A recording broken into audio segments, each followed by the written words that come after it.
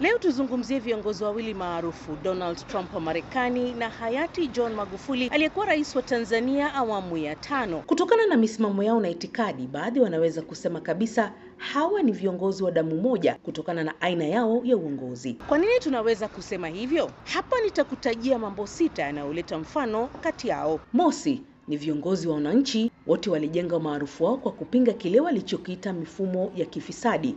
Kumbuka Magufuli alitetea mtetezi wa wanyonge na Trump naye anasema ni mtetezi wa mwananchi wa kawaida. Pili, ni maamuzi ya kushangaza ya papo kwa hapo.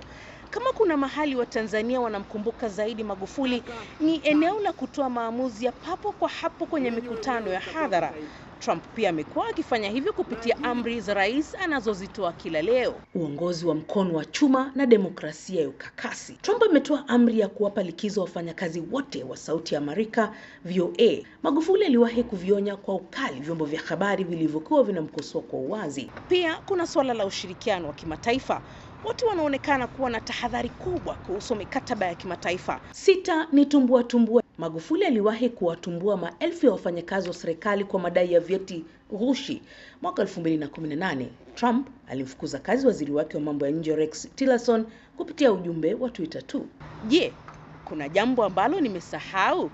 Nijuze katika maoni hapo chini.